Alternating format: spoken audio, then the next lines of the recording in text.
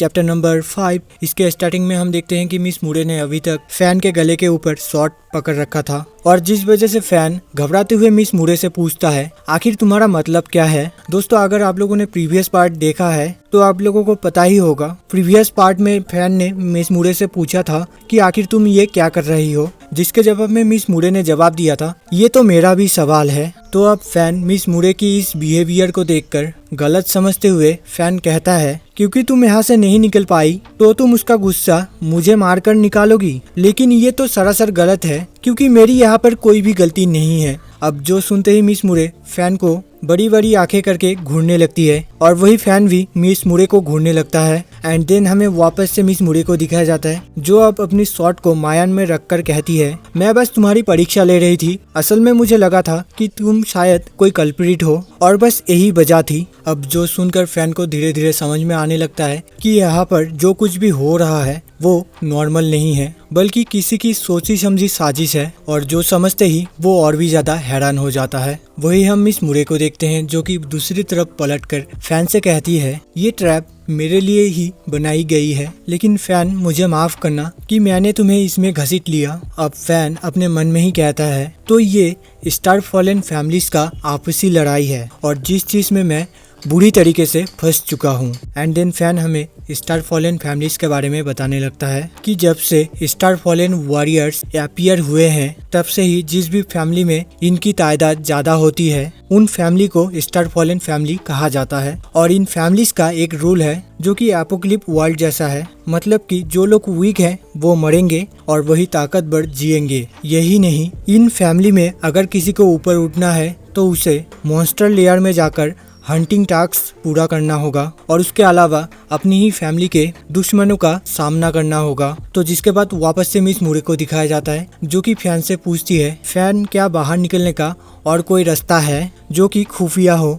तो फिर फैन कहता है, मुझे थोड़ा टाइम दो। एंड देन वो अपनी आंखें बंद करके उस पूरे जगह को स्कैन करने लगता है। एंड स्कैन करने के बाद उसे जैसे ही एक रास्ता दिखता है तो वो फटाक से अपनी आंखें खोल लेता है और मिस मुरे को कहता है, मुझे एक रास्ता मिल गया है। और जिसके बाद अपनी पूरी ताकत लगाकर वो भागना शुरू कर देता है। लेकिन थोड़ी देर भागते ही उसकी हालत पतली हो जाती है, लेकिन फिर भी वो नहीं रुकता और भागते हुए मिस मुरे से कहता है, रास्ता तो बंद है लेकिन मुझे वहाँ पर कुछ गैप दिखे, जिसका मतलब वहाँ पर एक टनल है और शायद हम वहाँ से निकल सकते हैं। तो जिसके बाद हम मिस मुरे को देखते हैं, जो कि कुछ सोचकर ब्लश कर रही थी और जिसके बाद वो फैन से कहती है, मैं बहुत नसीब वाली हूँ कि तुम्हारे जैसा टीममेट मुझे मिला। अगर तुम ना होते तो मैं शायद यहाँ से कभी निकल ही नहीं पाती। तो जिसके बाद हम फैन को देख पाते हैं, जिसके कि पैरों ने अब जवाब दे दिया था। तो अब इस वजह से वो मिस मुरे को आवाज लगाकर कहता है, मिस मुरे, मैं बहुत टाइम से तुम्हें कुछ बताना चाह रहा था।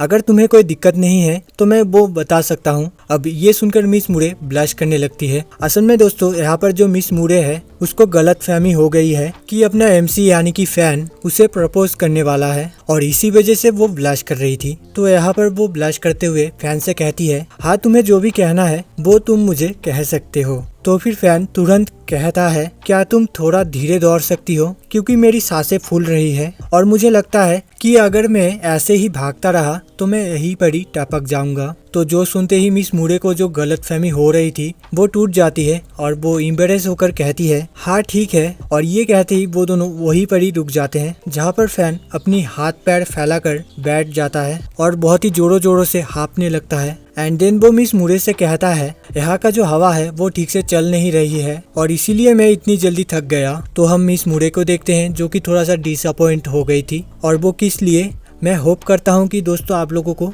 ये चीज पता ही होगा। खैर हम देखते हैं, वो गाल फुलाकर फैन से कहती है, हाँ मुझे पता है। एंड देन वो थोड़ा सा सीरियस होकर फैन से पूछती है, तुम एक वॉरियर रिजर्व के मेंबर होकर क्यों एक ई लेवल टास्क को एक्सेप्ट किया, जो कि तुम्हारे लिए बहुत ही डेंजरस है? क्या तुम्हें पैसों की दिक्कत है? जवाब में फैन थोड़ा सा उदास होकर कहता है, हाँ बिल्कुल, अगर मुझे पैसों की दिक्कत ना होती तो आखिर क्यों ही मैं अपनी लाइफ को रिस्क में डालकर यहाँ पर आता। एंड देन वो अपनी नेकलेस को पकड़ के मन ही मन कहता है, डैड के फांसी के सजा को जो डिले कर दिया गया था उसका टाइम अभी 2 साल से भी कम रह गया है, तो जितनी जल्दी हो सके मुझे सच्चाई का पता लगाना होगा। देन वो अपनी बचपन की फ्लैशबैक में चला जाता है, जहाँ पर उसके पेरेंट्स कुछ बातों को लेकर आपस में ही बातें कर रहे थे। उसकी मदर कहती है, अगर ये मॉन्स्टर्स ना होते तो मैं समंदर के किनारे जाना चाहती जहाँ हम पहली बार मिले थे। तो फिर फैन के फादर बताते हैं तुम जरूर जाओगी, बस एक बार मैं उन सारे मॉन्स्टर्स का खात्मा कर दूं, फिर तुम वही खूबसूरत नज़ारे देख पाओगी। तो जिसके बाद फैन कहता है हालांकि ये कभी नहीं हो पाया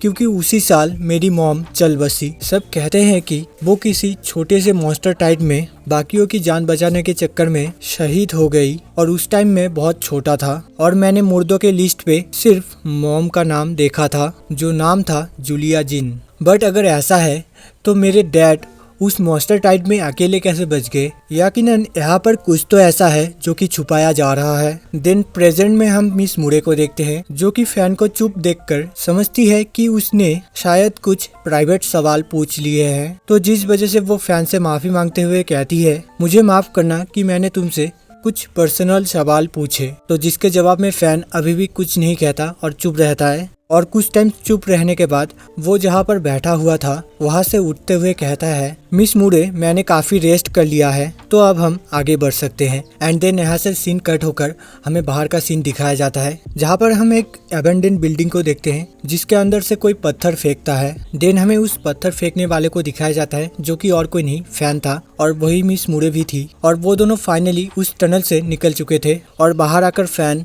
चैन की सांस ले ही रहा था और वही हम मिस मुरे को देखते हैं जो कि कुछ नोटिस करती है और नोटिस करते ही वो घबरा जाती है। एंड देन हमें दिखाया जाता है कि आसमान में कुछ एरोस इनकी तरफ ही आ रहे हैं और असल में इन्हीं एरोस को देखकर मिस मुरे घबरा गई थी। तो अब इन एरोस से बचने के लिए मिस मुरे फैन को पकड़ के साइड में जंप करती है और जिसके तुरंत ही वो एरोस भी गिरना चालू हो जाते हैं। दोस्तों आप लोग एक चीज नोटिस करना, यहाँ पर जो भी एरोस थे उनका क्वांटिटी बहुत ही ज्यादा था। खैर हम देखते हैं कि मिस मुरे और फैन एक तरफ जाकर गिरते हैं और जिसके बाद एक अच्छा सा कवर देख के वो दोनों उस जगह पर छुप जाते हैं और ऐसा करते टाइम मिस मुरे को एक एरो लग जाता है जिससे मिस मुरे अब घायल हो जाती है। वही फैन मिस मुरे के इस एक्सप्रेशन को देखकर कंफ्यूजन में पूछता है क्या हुआ, तुम ठीक तो हो ना? एंड ये कहने के बाद वो जैसे ही मिस मुरे को ध्यान से देखता है उसे पता चलता है कि मिस मुरे के कंधे के ऊपर एक एरो लगा है जो कि एक पॉइजन एरो है। तो जो देखते ही फैन पैनिक करते हुए कहता है पॉइजन बॉडी में फैलने से पहले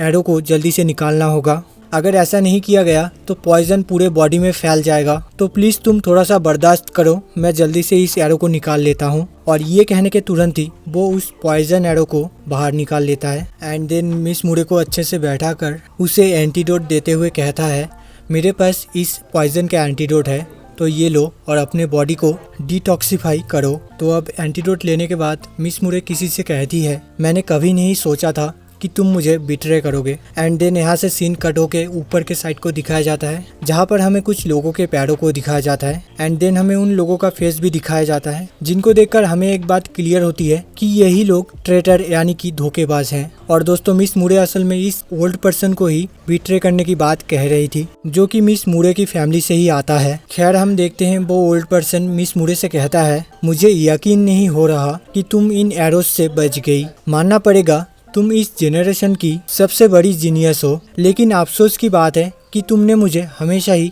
आउटसाइडर समझा। तो जिसके बाद हमें फैन को दिखाया जाता है जहाँ पर हम देखते हैं कि फैन उनको देखकर अपने मन ही मन सोचने लगता है। तो टास्क के स्टार्टिंग में ही ये एक ट्रैप था जहाँ पर मिस मुरे को फंसाया जा रहा था। वही हम मिस मुरे को देखते हैं जो कि उसी ओल्ड पर्सन से पूछती है आखिर क्यों तुमने मुझे बिट्रे किया जबकि मेरे फादर ने तुम्हारे फैमिली को बचाया और मेरी आंट के साथ तुम्हारी शादी करवाई, तो आखिर तुम्हारा रीजन क्या था? जिसके जवाब में वो ओल्ड पर्सन एक इविल स्माइल देकर कहता है इंसान दौलत के लिए कुछ भी कर सकता है जब तक कि ना उसे अच्छा खासा प्रॉफिट ना हो। तो तुम ही बताओ क्या मैं दौलत के लिए तुम्हें बिट्रे नहीं कर सकता? एंड देन वो एक बटन को पकड़कर कहता है चलो अब बहुत हो चुका, अब गुड बाय कहने का टाइम हो गया है। और जिसके बाद वो उस बटन को दबा देता है जिससे उस जगह पर एक बहुत बड़ा धमाका होता है। तो धमाका करने के बाद वो ओल्ड पर्सन उसी हरामी बंदे से पूछता है मैंने जो तुम्हें काम सौंपा था क्या तुमने वो कंप्लीट किया?